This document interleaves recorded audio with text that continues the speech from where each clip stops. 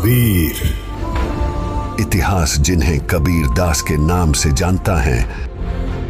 कबीर वह नाम जिसने भेदभाव की जंजीरों को तोड़ा और इंसानियत की राह दिखाई। उन्होंने धार्मिक और सामाजिक पाखंडों को खुली चुनौती दी। उन्होंने अपनी साधारण भाषा में गहरे दर्शन को व्यक्त किया, जिससे हर व्यक्ति उनकी वाणी को आसानी से समझ सके। सब जन में एक बीज से सबकी मिट्टी एक, मन में दुविधा पड़ गई, हो गए रूप अनेक, हो गए रूप अनेक।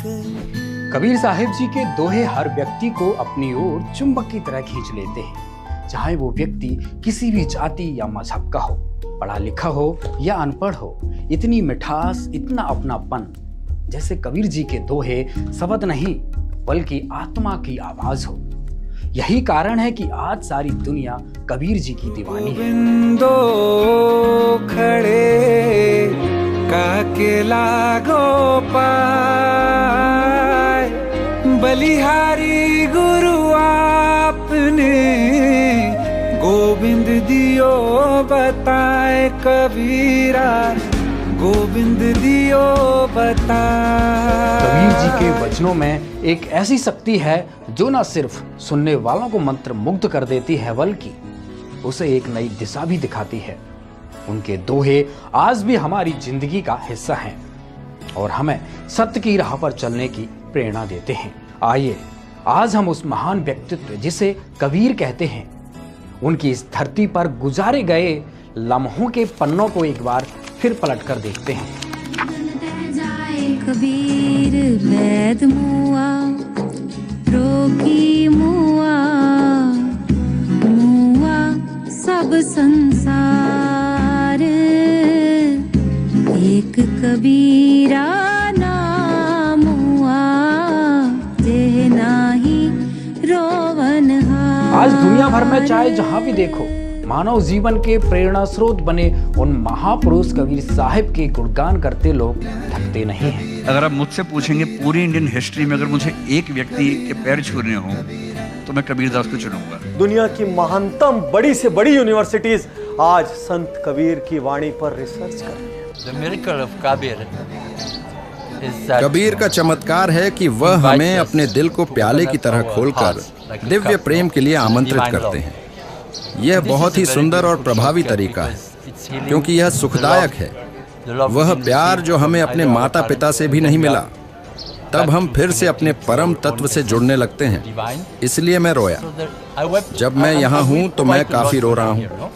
मैंने देखा दूसरे लोगों की भी आंखों में आंसू थे। तो आडंबर लोग जो चाहते हैं, आडंबर वाले, वो कबीर को कहते हैं कबीर ने हमारा नाश किया। कबीर ने आडंबरवाद के खिलाफ उठाई है, सनातन धर्म के खिलाफ कोई आवाज नहीं उठाई। वो ये बात कबीर की तारीफ में कह रहे हैं कि अगर कबीर नाम का व्यक्ति इस कलयुग में नहीं हुआ होता तो वेद, लोक और कलयुग तीनों ने मिलकर भक्ति को रसातल में पहुंचा दिया होता। अगर कलयुग में भक्ति बची है तो कबीर के कारण बची, जो काशी का जुलाहा है। कहे कबीरा सुन ले रे बंदे, भटक मरो ना कोए, भटक मरो ना कोए। ऐसे ही लोगों में से एक जिनके जीवन में कबीर साहिब जी भगवान के पर्याय हैं। आइए सुनते हैं विश्व प्रसिद्ध पाकिस्तानी सूफीमय गुलाम फरुद्दीन अयाज अल हुसैनी जी को, जिनके जीवन का आधार ही कबीर जी हैं।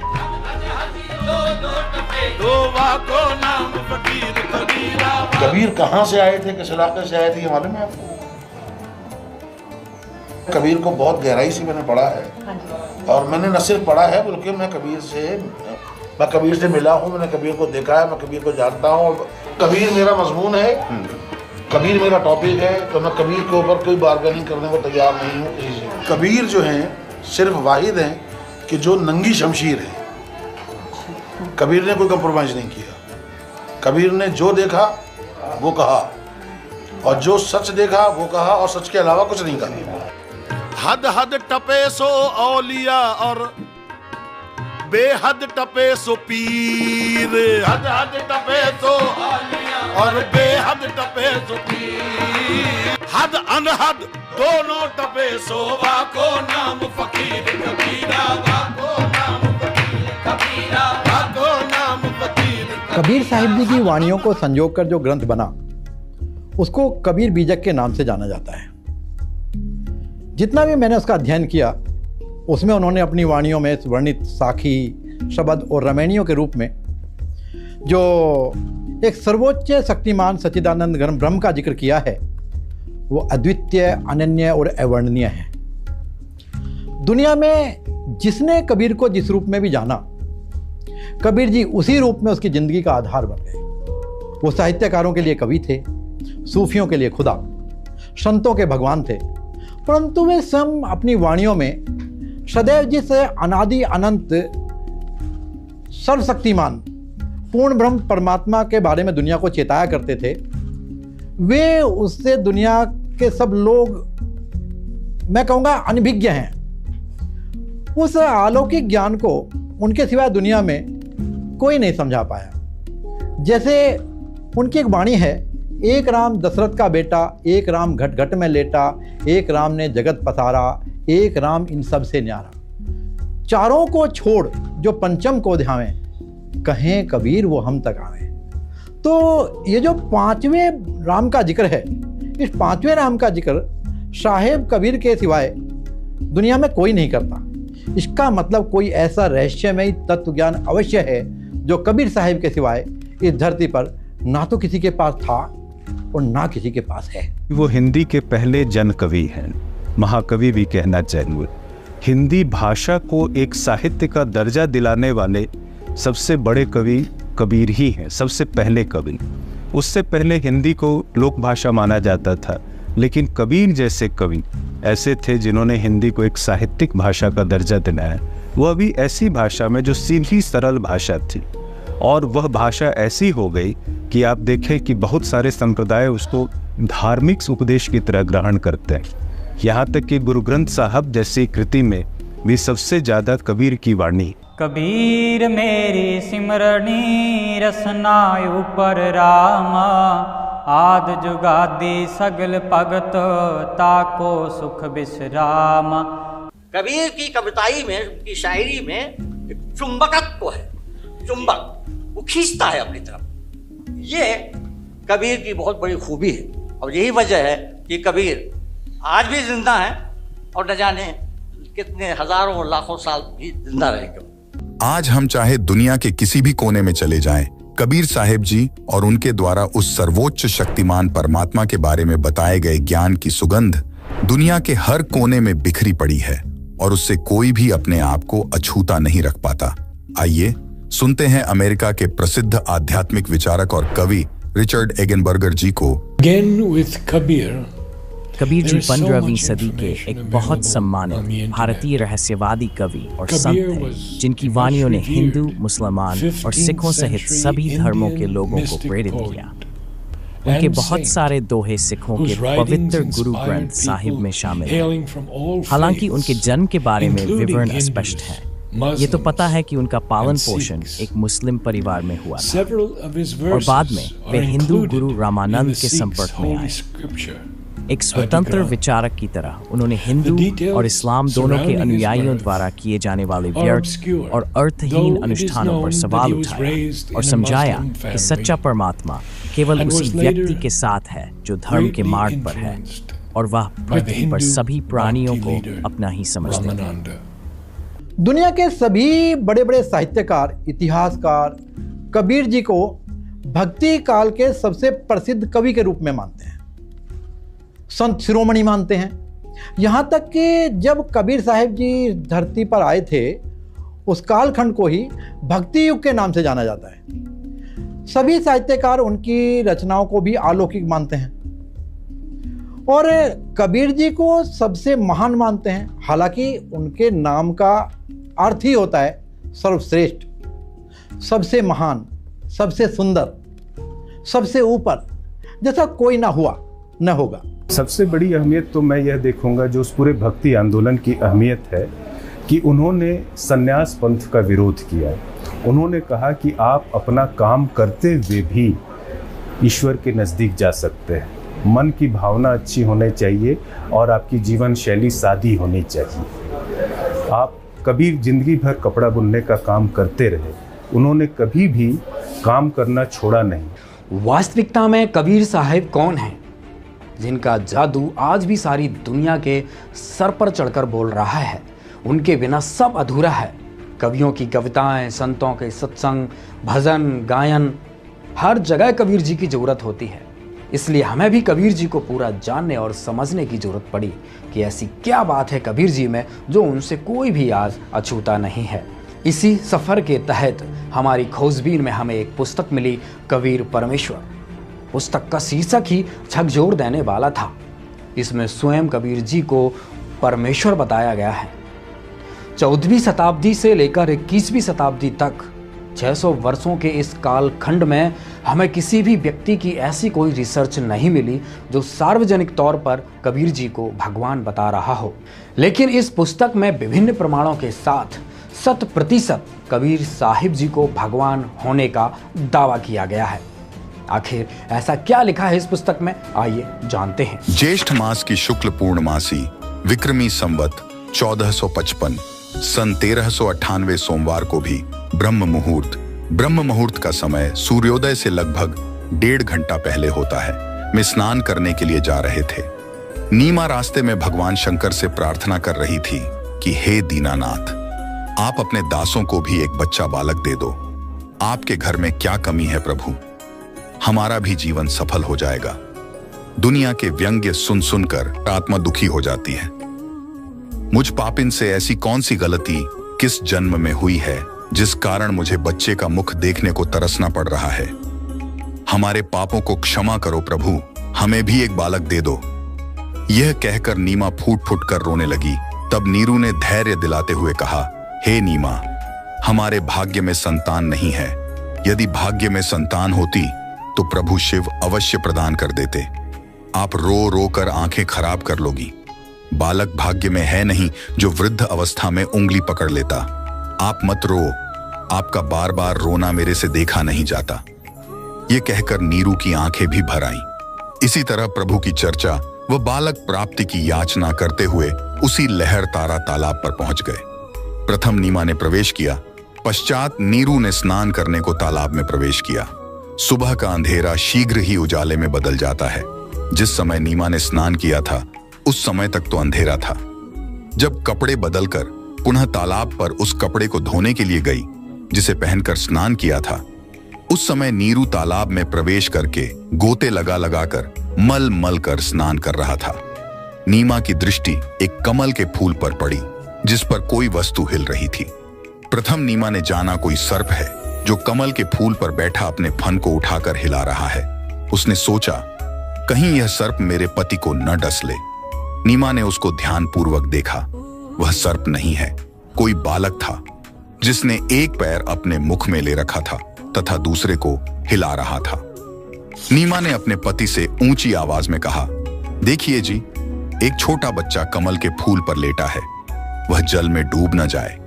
नीरू स्नान करते करते उसकी ओर न देखकर बोला, नीमा, बच्चों की चाह ने तुझे पागल बना दिया है।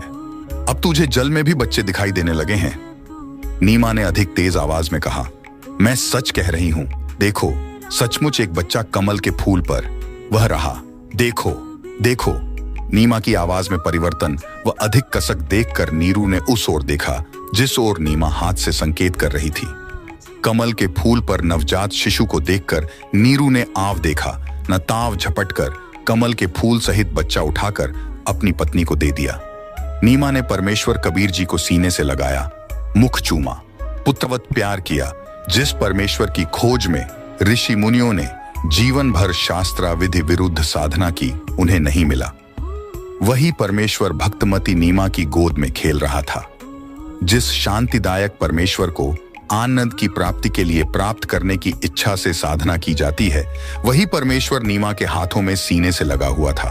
उपरोक्त घटना के प्रत्यक्ष दृष्टा प्रतिदिन की तरह ज्येष्ठ मास की पूर्णमासी विक्रमी संवत 1455 सन 1398 सोमवार को एक अष्टानंद नामक ऋषि, जो स्वामी रामानंद ऋषि जी के शिष्य थे, काशी शहर से बाहर बने लहर तारा तालाब के स्वच्छ जल में स्नान करने के लिए गए।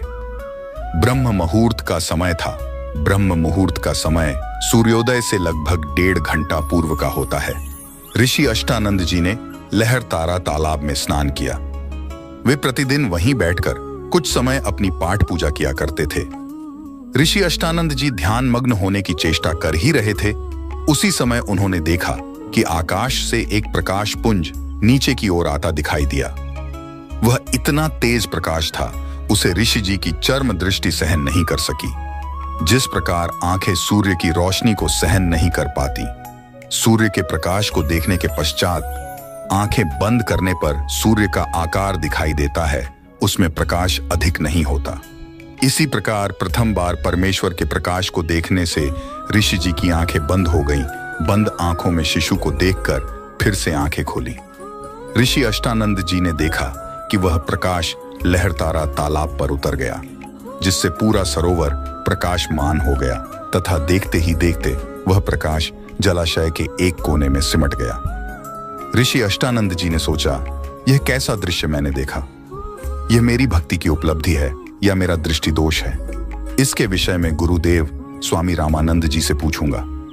यह विचार करके ऋषि अष्टानंद जी अपनी शेष साधना को छोड़कर अपने पूज्य गुरुदेव के पास गए।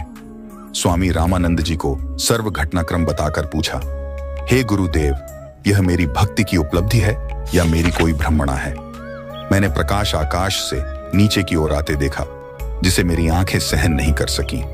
आंखें बंद हुई तो नवजात शिशु दिखाई दिया। पुनः आंखें खोली तो उस प्रकाश से पूरा जलाशय ही जगमगा गया। पश्चात वह प्रकाश उस तालाब के एक कोने में सिमट गया। मैं आपसे कारण जानने की इच्छा से अपनी साधना बीच में ही छोड़कर आया हूं। कृपया मेरी शंका का समाधान कीजिए। ऋषि रामानंद स्वामी जी ने अपने शिष्य अष्टानंद से कहा, हे ब्राह्मण, यह न तो तेरी भक्ति की उपलब्धि है, न आपका दृष्टि दोष ही है। इस प्रकार की घटनाएं उस समय होती हैं जिस समय ऊपर के लोकों से कोई देव पृथ्वी पर अवतार धारण करने के लिए आते हैं। वह किसी स्त्री के गर्भ में निवास करता है, फिर बालक रूप धारण करके नर लीला करके अपना अपेक्षित कार्य पूर्ण करता है। कोई देव ऊपर के लोकों से आया है, वह काशी नगर में किसी के घर जन्म लेकर अपना प्रारब्ध पूरा करेगा। उपरोक्त वचनों द्वारा ऋषि रामानंद स्वामी जी ने अपने शिष्य अष्टानंद की शंका का समाधान किया। पहले तो हमें लगा किसी और कबीर की बात हो रही होगी, लेकिन जैसा कि अभी आपने पढ़ा उससे मालूम हुआ कि यह सब तो आज से लगभग 600 वर्ष पहले आए काशी वाले कबीर जी के बारे में ही लिखा है, जिनको लोग आज तक कवि, संत, जुलाहा आदि आदि उपनामों से जानते आए हैं। और उसी आधार पर दुनिया के लाखों लोगों ने भी कबीर जी पर रिसर्च किया, अपने अपने अनुभवों से किताबें लिखी, लेकिन स्पष्ट रूप से कबीर साहिब के स्वयं भगवान होने का ऐसा कोई साक्ष्य प्रस्तुत नहीं कर सके जिस पर हम पूर्ण रूप से विश्वास कर सकें। दरअसल इस पुस्तक में कबीर साहिब जी के बारे में जितना भी कुछ लिखा गया है वह मुझे भी आश्चर्यचकित करता है। मैं सोच रहा था कि इस पुस्तक के रचनाकार को कबीर साहिब का पूरा ज्ञान हुआ कैसे, क्योंकि जहां तक मैंने कबीर जी को अध्ययन किया है तो उनके रहस्य को कबीर ही जानते हैं, दूसरा उनका पूर्ण भेद नहीं जानता। कबीर पोथी पढ़ जग मुआ, पंडित भया न कोय, 2.5 अक्षर प्रेम के, पढ़े सुपंडित होए। तो कबीर की नॉलेज आपको यूनिवर्सिटी से नहीं मिल सकती। कबीर की नॉलेज, कबीर की जानकारी आपको यूनिवर्सिटी से, स्कॉलर्स से, प्रोफेसर से नहीं मिल सकती। कबीर के लिए आपको कबीर के पास ही जाना पड़ेगा। इस पुस्तक ने हमारे सोचने और समझने की दिशा ही बदल दी, जिससे हमारे सफरनामे में एक नया मोड़ आ गया। इस पुस्तक में दिए गए प्रमाणों की प्रासंगिकता को परखने के लिए हमने उत्तर प्रदेश स्थित शहर काशी यानी वाराणसी जाने का निर्णय लिया और हमारी टीम काशी के लिए निकल पड़ी। कबीर को समझना यानी कि भगवान को समझने जैसा है। जहां तक हमारा मानना था कि कबीर को पूरा जानने वाला कबीर ही हो सकता है। शीशु तारे भूय धरे, तापर राखे पाँव, दास कबीरा यूं कहे, कबीर परमेश्वर पुस्तक में दिए गए प्रमाणों की सत्यता को जांचने के लिए काशी पहुंचकर सबसे पहले हम उस स्थान पर पहुंचे जहां कबीर साहिब जी प्रकट हुए थे। ये वही लहर तारा तालाब है जहां कबीर साहिब सन 1398 में कमल के फूल पर नीरू और नीमा को मिले थे। ये जो स्थान आप देख रहे हैं ये लहर तारा तालाब का किनारा है, जैसा कि आपको वहाँ पे तालाब में दिखाया था कबीर जी का वहाँ प्रकट हुआ था, और इस किनारे से होते हुए नीरू नीमा कबीर जी को उठाकर लाए थे। और ये हम आपको ले चले जो कबीर साहब उस समय के प्राचीन मंदिर है जो वीर सिंह बघेल ने बनवाया था। ये जो आप सामने देख रहे हैं ये वीर सिंह बघेल के द्वारा उस समय बनवाया गया था, जहाँ से कबीर साहब जी को नीरू नीमा और ने तालाब से उठा के यहाँ पे कुछ देर रोका था। यहाँ पर ये बोर्ड लिखा हुआ है, इस पे सब कुछ लिखा हुआ है। श्री सदगुरु कबीर प्राकट्य स्थल। यह वही स्थल है जहाँ पर सदगुरु कबीर साहब जेठ पूर्णिमा विक्रम संवत 1455 सन 1398 में उतरे थे। इसी स्थल से नीरू नीमा इन्हें उठाकर नीरू टीला, नरहरपुरा, अब कबीर चौरा, काशी ले गए थे। यह मंदिर अति प्राचीन है। इसे आचार्य श्रुति गोपाल साहेब एवं राजाधिराज वीर सिंह बघेल ने विक्रम संवत 1585 माघ सुदी नमी को बनवाया था, जो आज भी अपने मूल रूप में विद्वान है। इस स्थल का उल्लेख देश विदेश के अनेक विद्वानों ने किया है। इसके उत्तर में कुछ दूरी पर कबीर स्तंभ है, जहाँ पर नीरू नीमा ने विश्राम किया था। उस स्थल का निर्माण उत्तर प्रदेश शासन द्वारा कराया गया है। तो यहाँ पर कबीर साहब का प्राकट्य स्थल है और यहीं पर वो आकर उनके माता पिता लाकर यहीं रहते थे। और ये उस समय का प्राचीन मंदिर है जो उस समय भी विद्वान थे। यहाँ पर आश्रम उस समय अष्टानंद करके यहाँ एक ऋषि हुआ करते थे जी, वो इसकी आश्रम है। और ये मंदिर वो प्राचीन है। और ये आप देखेंगे पूरा तालाब है, ये लहरताल, ये गंगा और वर्णा 80 यानी कि ये और लहरताल के जो तीनों चारों के बीच में जो है वो काशी है। जब लहर गंगा जी अपने पूरे लहर देखते थे बरसात में, तो ये पूरे भरा हुआ स्थल होता था। सर, हमारी किताबों में कबीर साहब जी का जीवन परिचय आता है जिसमें लिखा हुआ है कि कबीर जी का जन्म जो विधवा ब्राह्मणी के गर्भ से हुआ है। इस बारे में आप क्या कहेंगे? ये तो सरासर ये ब्राह्मणों के अपने तरह से बनाया, क्योंकि विधवा ब्राह्मणी क्या होते तो उसके खानदान सारी चीज पता होता है और वो क्यों छोड़ के जाते उसकी सारी कुल का पता होता, और तब वो नीरू नीमा को नहीं मिलते हैं। और क्योंकि ऐसा मान्यता है कबीर जी को प्रगट स्थल प्रगट है, ऐसा मान्यता है। और उनकी लास्ट में भी वही स्थिति है कि कमल के फूल में मिले, और लास्ट में भी कमल हो गया जो उनकी डेड बॉडी नहीं मिला जब काशी छोड़कर उन्होंने मगहर अपना, ऐसा मान्यता था कि मगहर में मरने से गधा होते हैं और काशी में मरने से मुक्ति होते हैं। तो कबीर जी ने उन्होंने इस भ्रम को तोड़ने के लिए काशी छोड़कर मगहर गया और उन्होंने अपने शरीर वहीं छोड़े, तो वहाँ भी उनकी डेड बॉडी नहीं मिली, उसकी जगह भी फूल मिले। और जो फूल और चादर मिले तो फूल का मंदिर बनाया गया और वहाँ के जो मुसलमान शासक बिजली खां पटा उन्होंने मजार बनाया और वहीं से कुछ फूल लाकर जहाँ कबीर जी रहा करते थे वहाँ पर एक समाधि दिया गया। यहाँ पर ही ये जो अष्टानंद का विवरण आता है कि जब कबीर जी प्रकट हुए थे तो अष्टानंद को एक प्रकाश दिखा था, तो वो अष्टानंद जी यहीं पर बैठ के तपस्या कर रहे थे। आज भी उनकी यहाँ पे अष्टानंद की, ये आप सामने देखिए, ये उनकी समाधि बनाई गई है। यहाँ से जो उनसे हम जानेंगे। सर, अष्टानंद के बारे में क्या बताएंगे आप?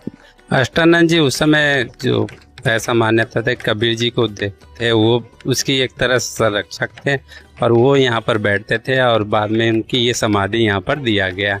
उस समय भी ये आश्रम हुआ करते थे। कबीर जी जब प्रकट हुए थे तो उन्होंने आंखों से देखा हुआ था, इस चीज का प्रमाण? हाँ जी, उन्होंने देखा था कि कुछ प्रकाश आया, फिर बाद में उनको नीरू नीमा को मिला तब भी पता चला। तो यहाँ पर दोस्तों अभी दिखाया ये अष्टानंद की यहाँ पे समाधि बनी हुई है। तो जो इतिहास में 600 साल पुराना इतिहास है, कोई ज्यादा लाखों वर्ष पुराना इतिहास नहीं है जिसको ना माना जाए। इससे अब एक चीज सिद्ध हो गया, ग्राउंड रिपोर्ट आपको दिखाई, इस पे स्पष्ट हो गया कि कबीर जी सशरीर प्रकट हुए थे। यहाँ के जो लोग हैं इनको मूल जानकारी है कि कबीर जी का किसी भी माता पिता से उनका जन्म नहीं हुआ था, वो सशरीर प्रकट हुए थे।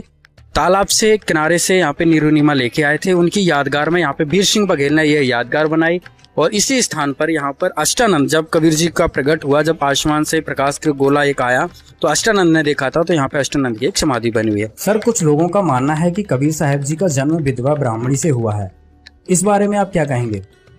हम लोग बीजक जो पढ़ते हैं तो एक तालाब दिखाया गया है कि इसी तालाब में उनकी पैदाइश हुआ है और वहाँ से नीरू और नीमा लेके इसी मठ में उनको लालन पालन किए, ज्ञान लिए कबीर चौरा से।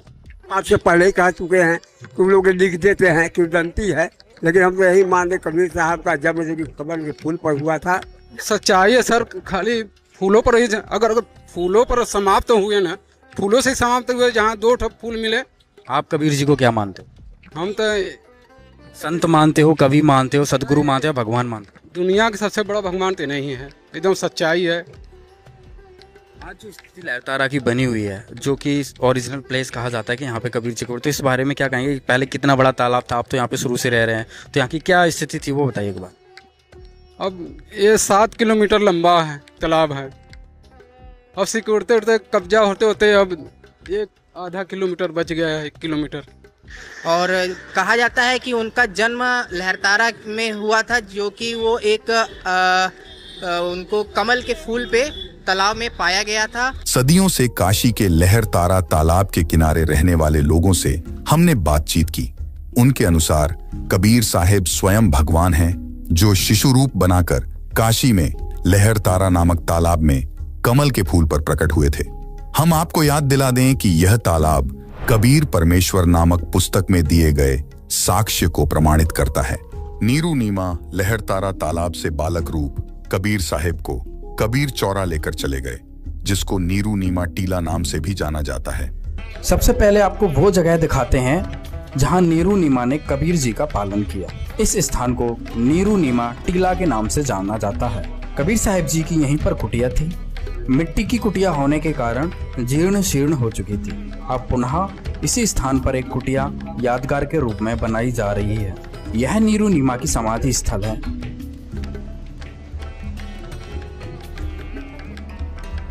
ये कबीर साहिब जी का 600 साल पुराना कुआं है।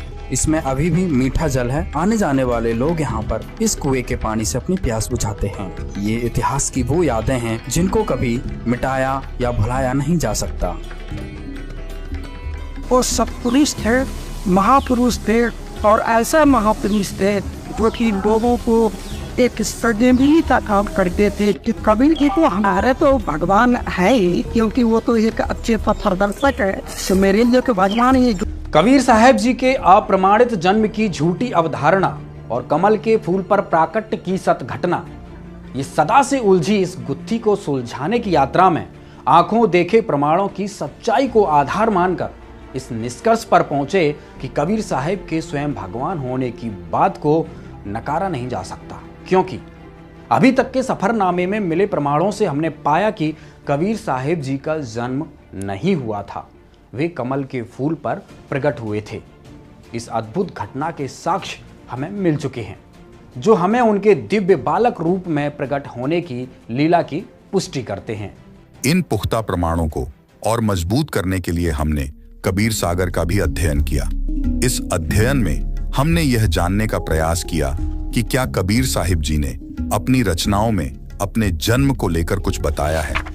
कबीर सागर में हमें जो प्रमाण मिला, उससे हमारी खुशी का ठिकाना नहीं रहा कि जो प्रमाण हमने अब तक जुटाए थे वे वाकई सत्य हैं, क्योंकि हमें कबीर जी के मुखकमल से बोले गए वचनों में इन प्रमाणों की मजबूती का नया स्तंभ मिल गया। आइए आपको भी दिखाते हैं।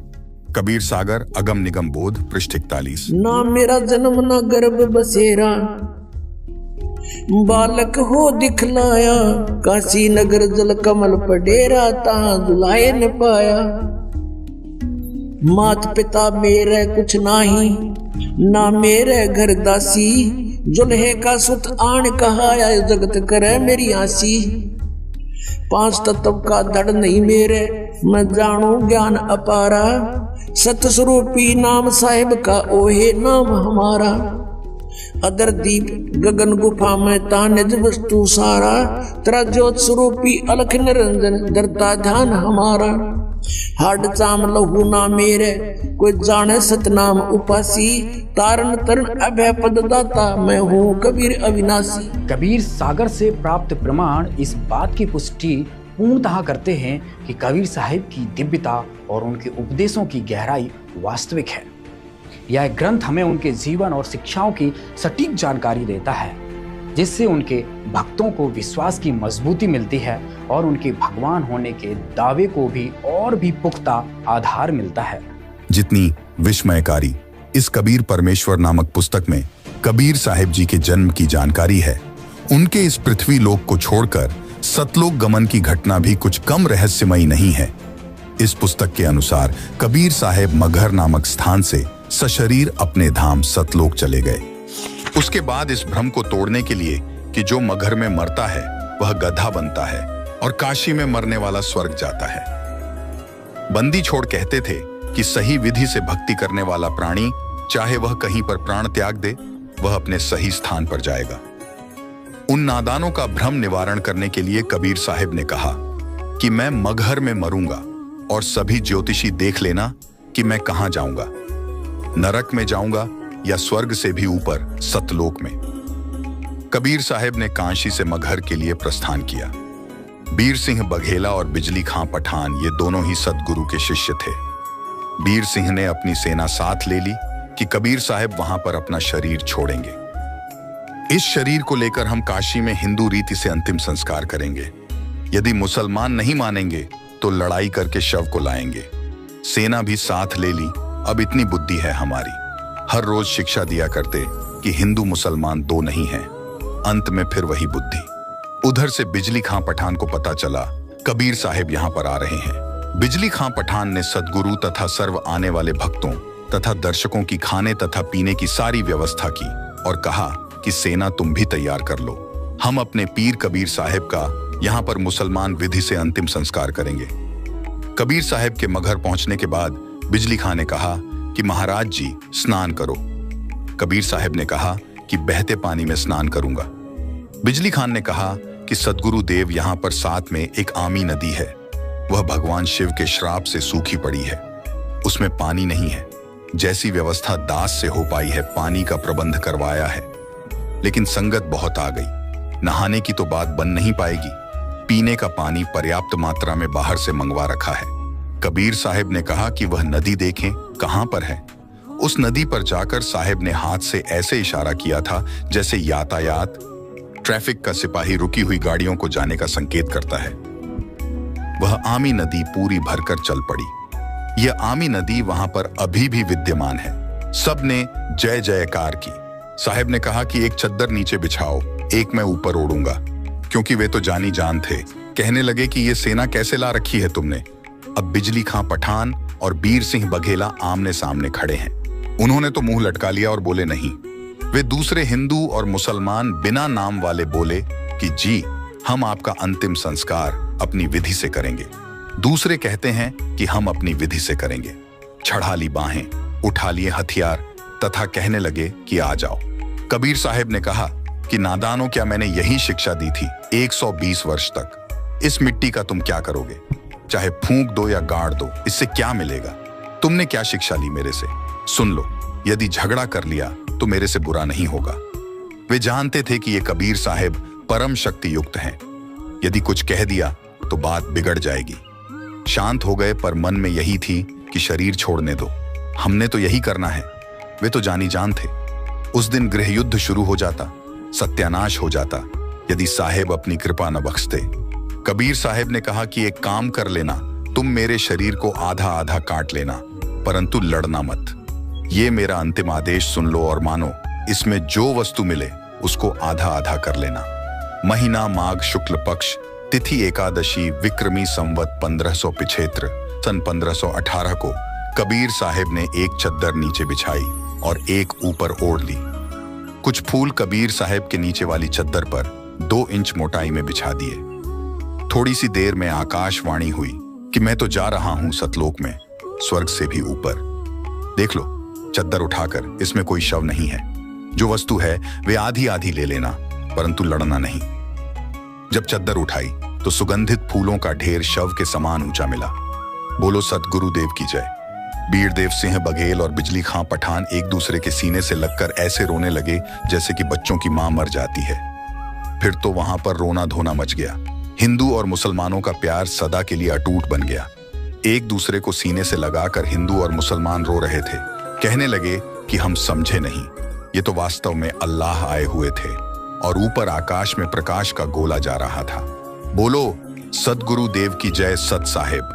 तो वहां मगहर में दोनों धर्मों, हिंदुओं तथा मुसलमानों ने एक एक छद्दर तथा आधे आधे सुगंधित फूल लेकर 100 फुट के अंतर पर एक एक यादगार भिन्न भिन्न बनाई, जो आज भी विद्यमान है, तथा कुछ फूल लाकर काशी में, जहां कबीर साहेब एक चबूतरे चौरा पर बैठकर सत्संग किया करते, वहां काशी चौरा नाम से यादगार बनाई। अब वहां पर बहुत बड़ा आश्रम बना हुआ है। मगहर में दोनों यादगारों के बीच में एक साझा द्वार भी है। आपस में कोई भेदभाव नहीं है। हिंदू और मुसलमान ऐसे रहते हैं कि जैसे सगे भाई रहा करते हैं। उनसे हमने बात की थी तो उन्होंने कहा कि हमारी आज तक धर्म के नाम पर कोई लड़ाई नहीं हुई। वैसे कहा सुनी तो घर के घर में हो जाती है, फिर भी हमारी आपस में धर्म के नाम पर लड़ाई नहीं होती है। बिजली खां पठान ने दोनों यादगारों के नाम 500 बीघा जमीन दी, जिसमें हिंदू तथा मुसलमान अपने प्रबंधक कमेटी बनाकर व्यवस्थित किए हैं। कबीर परमेश्वर नामक पुस्तक में दी गई कबीर साहिब के सशरीर सतलोक जाने की जानकारी के साक्ष्य को प्रमाणित करने के लिए हमारी टीम पुनः उत्तर प्रदेश के संत कबीर नगर जिले में स्थित मगहर नामक स्थान के लिए निकल पड़ी। आइए रूबरू होते हैं मगहर स्थित उस स्थान से जहां अंत समय में कबीर जी का शरीर नहीं मिला था।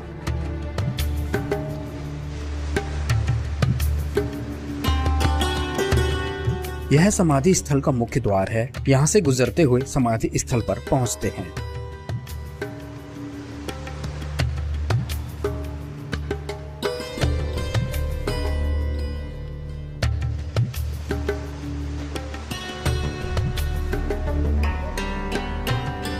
अभी आप देख रहे हैं कबीर समाधि व मजार स्थल। यही वो जगह है जहां से कबीर साहब जी सशरीर सतलोक चले गए थे। उनके शरीर के स्थान पर कुछ फूल मिले थे, जिन्हें मुस्लिम राजा बिजली खान पठान और काशी नरेश वीर सिंह बघेल ने आधे आधे बांटकर राजा बिजली खान पठान ने मजार बनवा दी थी और वीर सिंह बघेल ने मंदिर।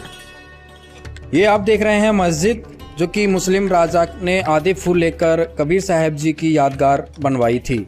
यह कबीर जी की मजार है। इसकी देखरेख यहाँ एक मुस्लिम परिवार पीढ़ियां दर पीढ़ियां करता आ रहा है। अब चलते हैं मंदिर की तरफ। ये आप सामने देख रहे हैं, ये हिंदू राजा के द्वारा बनाई गई कबीर साहब की समाधि है। कबीर साहब जी की यहीं पर कुटिया थी। इसी कुटिया के बाहर हिंदू मुस्लिम हजारों की संख्या में खड़े थे। कबीर जी के शरीर को लेकर अपने अपने धर्म की मान्यताओं के अनुसार उनका अंतिम संस्कार करना चाहते थे। इसी बात को लेकर लड़ने के लिए वो तैयार हो गए थे। कबीर साहब ने फिर दोनों राजाओं को समझाया था। अंत में कबीर साहब ने कहा था, आप लोगों को हमारा शरीर नहीं मिलेगा, जो भी वस्तु मिले उसको आधा आधा कर लेना। कबीर साहब जी इसी स्थान से सशरीर सतलोक चले गए थे। कबीर साहब के आदेश अनुसार दोनों राजाओं ने अपनी अपनी धार्मिक मान्यताओं के अनुसार उन फूलों की समाधि बनवा दी। ये है आमी नदी, जो कि मंदिर और मजार के पीछे से बहती है। ये नदी भी कबीर साहिब के समृद्ध शक्ति का साक्ष्य है, जो कि आज भी मौजूद है। कबीर परमेश्वर नामक पुस्तक में कबीर साहिब जी के बारे में दी गई सभी जानकारियां अक्षरशः सही साबित हुई। यहाँ तक के सफर से अब हम दृढ़ता के साथ कह सकते हैं कि हाँ, कबीर साहिब का न जन्म हुआ न मरण हुआ। वह सशरीर दुनिया में आए थे और हम सबको सत्य ज्ञान देकर सशरीर ही अपने धाम को चले गए। अतः यहाँ यह कहना अतिशयोक्ति नहीं होगा कि कबीर साहिब ही अविनाशी परमात्मा हैं। यदि आज के इस कालखंड में कबीर साहिब जी इस धरती पर मानव रूप में अवतरित होते और 600 वर्ष पूर्व दिए गए ज्ञान को, उस तत्व ज्ञान को दुनिया को बताते, तो उनकी स्थिति आज क्या होती? अगर कबीर आज जीवित होते, सौभाग्य से या संभवतः दुर्भाग्य से, तो अनेक जेलों में सड़ रहे होते। क्योंकि कबीर ने जिस तरह के सवाल उठाए, जिस तरह की गहरी चोट की, वो चोट आज तो किसी भी 10-12 लोगों की भावनाएं आहत हो जाती हैं और पुलिस कार्रवाई शुरू हो जाती है। एक बात और, वे व्यक्ति आज से 600 साल पहले हुए और उनके बारे में यह भी कहा जाता है कि अगर आज वो होते तो ना जाने कितने मुकदमे हो गए होते उन पर। जी, उन्हें कबीर कहते हैं। मैं सोचता हूं कबीर में कितनी ताकत थी। बनारस के एक बड़े प्रच्छन्न अभिजात्य ब्राह्मणवाद के बीच में खड़े होकर और उस समय खिलजी राजवंश के प्रचुर इस्लामिक आवेग के बीच खड़े होकर हमारे खानदान ने एक ऐसा फकीर पैदा करा है जिसने घाट पर खड़े होकर डंडा लेकर दोनों को दौड़ाया। अरे हिंदून राह न पाई, अरे हिंदून राह न पाई, गागर अपनी छुअन न दे, यह देखो हिंदुआई। कहते अरे हिंदून राह न पाई, गागर अपनी छुअन न दे, वैश्या के पायंदर सो में ये देखो हिंदुआई, मुसलमान के पीर औलिया मुर्गी मुर्गा खाई, खाला केरी बेटी भी हमें घर में करे सगाई। काकर पाथर जोड़ कर मस्जिद लई बनाए, ताचड़ मुल्ला बांग दे, क्या बहरा हुआ खुदाए, काकर पूजे हर मिले तो मैं पूजू पहाड़, या से तो चाकी भली पीस खाए संसार। आज लिखने में अगर कोई लिख ले ऐसी बात तो परसों उसके खिलाफ फतवे हो जाएंगे और छठे दिन उसके घर में आग लग जाएगी। लेकिन ऐसे समय में जब इस्लामिक सत्ता थी और बनारस में खड़े होकर उस फकीर ने डंडा उठाकर जो लिखा, आज ये लिखे जाने की जरूरत है। यदि आज कबीर होते तो या तो जेल में होते, या पागलखाने में होते, या अस्पताल में होते। यहाँ यह बात भी कम विस्मयकारी नहीं है कि वर्तमान में इस तत्व ज्ञान को इस पुस्तक में संकलित करने वाले संकलनकर्ता आज जेल में ही हैं। उन महापुरुष का नाम है संत रामपाल जी महाराज। अब इसमें कोई शक की गुंजाइश नहीं रह जाती, क्योंकि कबीर साहिब को पूरा जानने वाला, कबीर मार्ग पर चलने वाला, कबीर की तरह खरी खरी बोलने वाला, वो कोई और नहीं, वो समर्थ कबीर ही है।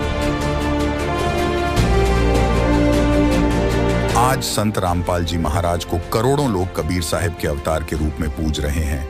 वह उसी तत्व ज्ञान को लेकर धरती पर पुनः आए हुए हैं जो उन्होंने आज से 600 वर्ष पूर्व स्वयं कबीर साहिब के रूप में आकर दुनिया को दिया था। अब वही कहानी फिर दोहराई जा रही है और वही जुर्म भी फिर दोहराए जा रहे हैं। दर्शकों, यहाँ एक बात और स्पष्ट करना चाहेंगे। हमारे इस सफरनामे में अजीत सिंह पवार जी ने भी हिस्सा लिया। उनके एक वक्तव्य पर एक रहस्य से और पर्दा हटाते हैं। कोई ऐसा रहस्यमयी तत्व ज्ञान अवश्य है जो कबीर साहिब के सिवाय इस धरती पर ना तो किसी के पास था और ना किसी के पास है। श्रीमान अजीत सिंह पवार जी, आप अभी अंधेरे में हैं। जिस रहस्य को आप कह रहे हैं कि 5वें राम का ज्ञान कबीर जी के अतिरिक्त विश्व में न किसी को था और न है, श्रीमान जी जो रहस्य परमेश्वर कबीर जी ने बताया है वह पूर्ण रूप से संत रामपाल जी के पास है। उनकी शिक्षा का अंतिम पड़ाव 5वां राम है, जिसका वर्णन गीता अध्याय 8 श्लोक 3 में, गीता अध्याय 15 श्लोक 17 में, गीता अध्याय 18 श्लोक 62 में है। गीता ज्ञानदाता ने कहा है कि सबका धारण पोषण करने वाला जो परमात्मा कहा जाता है, जो वास्तव में अविनाशी है, वही पुरुषोत्तम है। वह मेरे से अन्य है, उस परमेश्वर की शरण में जा, तब आपको वह सनातन परम धाम यानी सतलोक, अविनाशी लोक प्राप्त हो जाएगा, जिसका वर्णन गीता अध्याय 15 श्लोक 1 से 4 कहा है कि तत्वदर्शी संत से ज्ञान समझकर उसके पश्चात परमात्मा के उस परम पद की खोज करनी चाहिए, जहां जाने के बाद साधक लौटकर संसार में कभी नहीं आता। उसी की भक्ति करो। वह परमात्मा कौन है, ये संत रामपाल जी ने बताया है। उसकी संपूर्ण जानकारी के लिए देखें हमारी विशेष वीडियो, जिसका शीर्षक है सनातनी पूजा के पतन की कहानी, संत रामपाल जी की जुबानी भाग 2, जिसका लिंक इसी वीडियो के डिस्क्रिप्शन बॉक्स में दे दिया है। परमात्मा की खोज के सफरनामे में काशी से मगहर तक के इस ऐतिहासिक सफर से स्वसिद्ध हो गया कि कबीर साहिब जी ही परमात्मा है। इसके साथ एक बात की और आधारशिला मजबूत हुई कि आज वर्तमान में कबीर साहिब जी को परमेश्वर बताने वाले संत रामपाल जी महाराज के अलावा दूसरा कोई है भी नहीं। संत रामपाल जी महाराज आज से नहीं बल्कि 4 दशकों से लगातार इस बात पर दृढ़ता से कायम है कि कबीर ही पूर्ण परमेश्वर है। इसी सफर में आज से कई वर्षों पहले संत रामपाल जी महाराज स्वयं अपने भक्तों के साथ काशी से लेकर मगहर तक उन स्थानों पर गए जिनकी सत्यता से आज आप रूबरू हुए। आइए वो मनोहर पल भी देखते हैं जो कैमरे में कैद हुए थे। कर्म है, आपके जो प्रारब्ध कर्म है वो आपके साथ है, और एक तरफ रखे हुए हैंडपंप लगा हुआ है, गुरु समझो हैंडपंप है, परमात्मा पानी है। जैसे परमात्मा को सर्वव्यापक कहते हैं, परंतु सर्वव्यापक होते हुए भी हमें कोई लाभ नहीं मिलता जब तक हम संत शरण में नहीं आते। ठीक इसी प्रकार पानी जमीन में है, हैंडपंप बिना वो बाहर नहीं आ सकता। इसलिए बताया कि गुरु गोविंद दोनों खड़े, एक तरफ मटका में पानी रखा, एक तरफ नलका। बताइए मैं कौन से न आदर दो जिससे मुझे लाभ मिलता रहा। तो उसने देखा कि नलके से पानी मिला है तो नलका ज्यादा पूजनीय है, पानी का कल खत्म हो जाएगा। इसी प्रकार कहते हैं कबीर हरि के रेत का और गुरु की शरण में जा, कबीर गुरु जो रेत जाता फिर हर नीक रहता है। मटके का पानी जैसा आपका प्रारंभ संस्कार खत्म हो गए शुभ कर्म, आप फिर गुरु के पास जाइए और वहां से मटका फिर भर लाइए। अगर पानी नलका खराब हो गया तो पानी कौन मिला? गुरु आपसे जीवित हो गया, उनके आपके प्रति उनके तो ऐसा आ गया भावना, तो फिर आप इस लाभ से वंचित हो जाओगे जैसे गुरु से पाना था।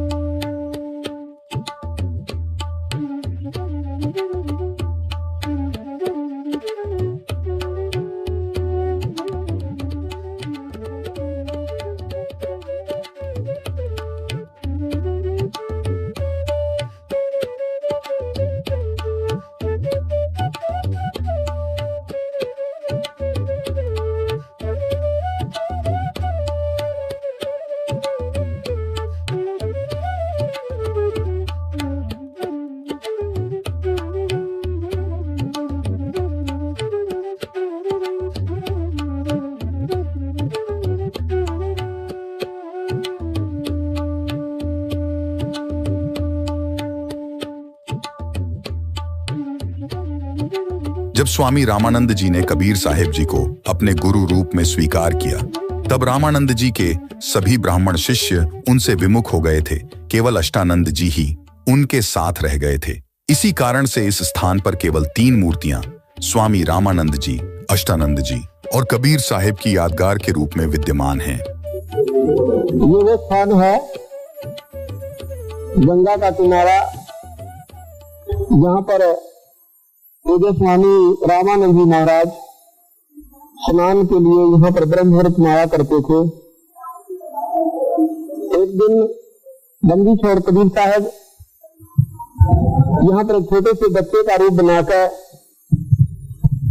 2-2.5 वर्ष के बच्चे का, और यहाँ पर पौड़ियां विद्यमान थी जहाँ पर ये बना रखे हैं, घास था यहाँ पर।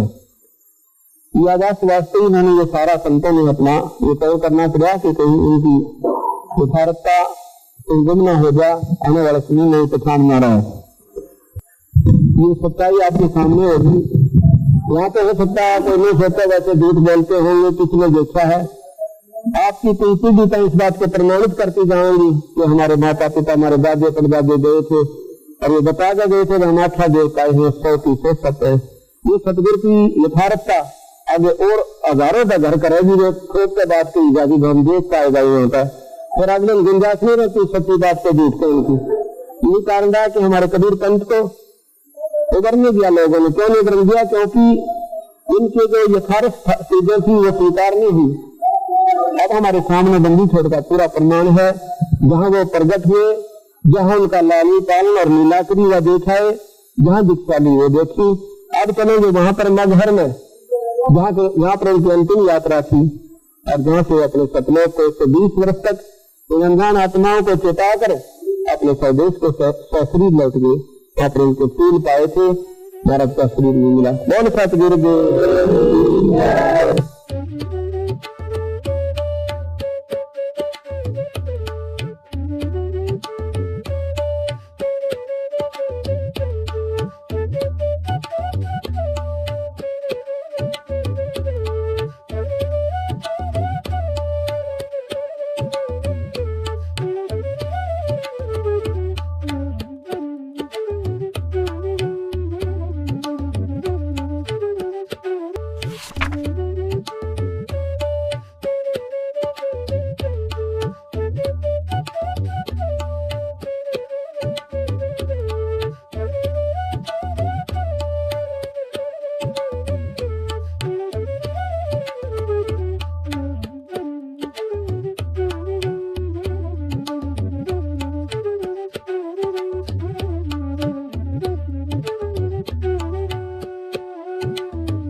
तो प्रार्थना की तो सदगुरु ने नदी भी बहा दी। ये साथ में आपने देखा होगा, आमी नदी नाम है इसका।